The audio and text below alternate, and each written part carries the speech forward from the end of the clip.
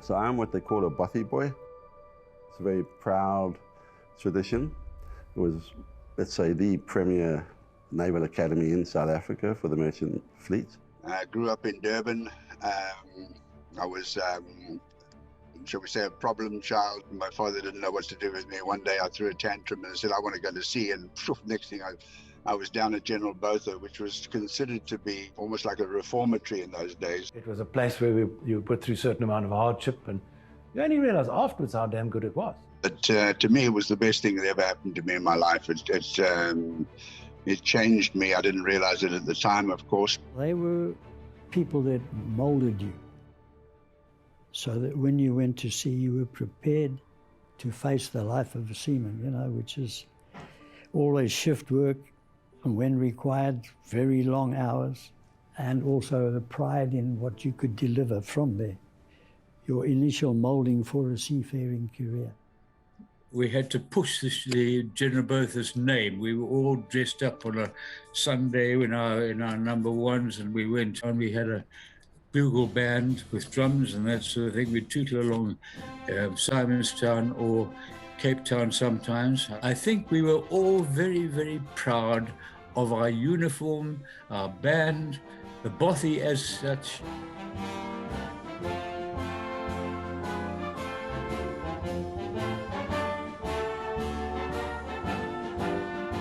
I loved it. I thought it was great. I loved the theatre of the General Botha because it was a complete naval ambience. When I went in 60-61, the Navy had already taken over the administration, and it was full-on Navy, and I loved the uniforms and the band and the parades and the flag ceremonies and the protocols and so on.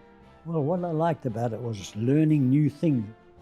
Go sailing and to row the boats, to take part in races, you know, for a mile you rowed those great big boats, little guys rowing like hell.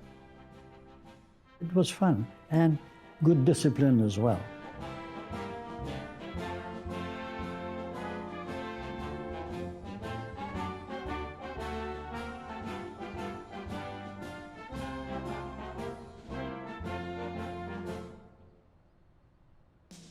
In the 80s, it was still quite a strict regime. So people from all over South Africa would come. You're up early in the morning, 5 o'clock, clean ship stations, swim the harbour, scrub the decks. Then there's breakfast and you hoist the flag with the morning colours, and then you have the sunset in the evening with the parades, and quite an intense maritime program, academic program in between. There was a lot of discipline, and we were not used to this sort of military style of discipline. The lecturers there were amazing, the facilities were great, and it's a good grounding for the life at sea.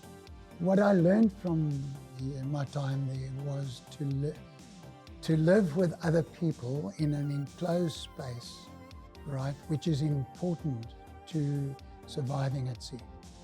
Okay, and understanding that you're going to have to get on with people that you don't necessarily or wouldn't necessarily say was your friend, and in fact end up with those people being your friends. I have never come across such friendship anywhere as I have when I've been amongst a bunch of old boys. The Bothy Old Boys Association is something really, really special. It's a bond that we have, and that simply cannot be broken. I think the legacy is that we were given a training that enabled us to find our way in the world. Yeah, men around the world, China, Japan, America, South America, I don't know, all over, Europe as well. They knew what a General Botha was, certainly. As Bothy boys, quite well thought of because we were disciplined and we didn't mind hard work and the long hours, so we fitted in pretty well, you know. Yeah. Well, the General Botha was mostly the pride of South Africa as far as the Merchant Navy training program went.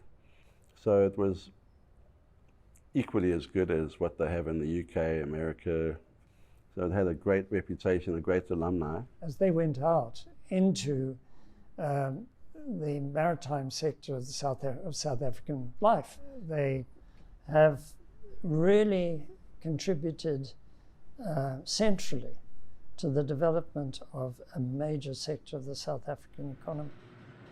I'm Charles Kingon from the class of 1980. Welcome to my office.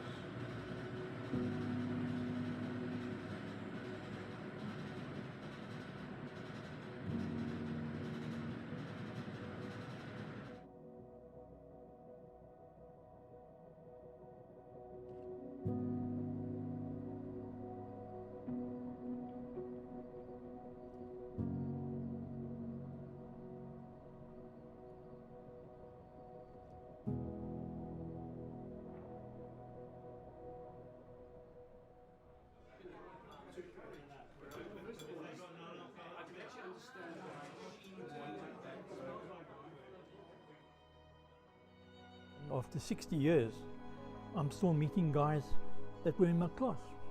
There's 3 here today. 3 guys here today that was in my class. After 60 years, we still talk and communicate still. I think that that is the power of the Old Boys Association, is the network. And there's no doubt that the legacy lives on through that network. Literally everywhere that a General Botha boy has gone, they've done well. Now, that's finished. Today, what the General Botha is that we've got a shared background. Out of that camaraderie also comes a concern about what's happening around us and a responsibility to do something about it.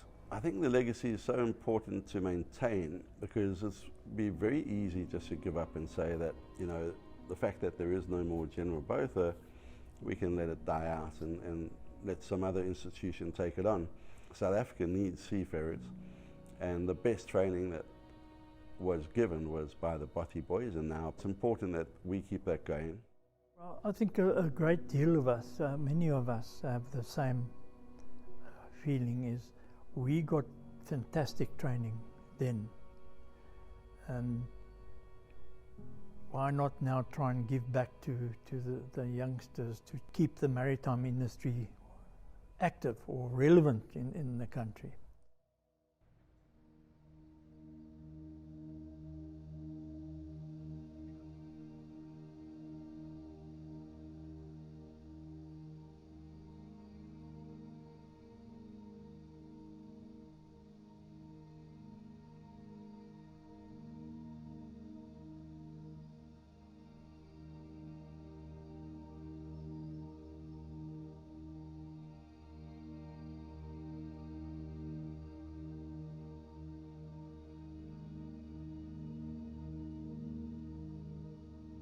On the 15th of March 1922, the first cadets joined the ship, 75 of them. And on 1st of April, she was christened the South African training ship General Botha. I hope I can inspire your enthusiasm for it as it inspires us. A very rich history of which you form a part.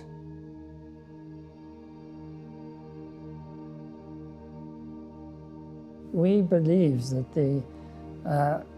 we have as one of our elements of our mission for the Bursary Fund, that it should be the living memorial to our alma mater and all those who have served through and in her.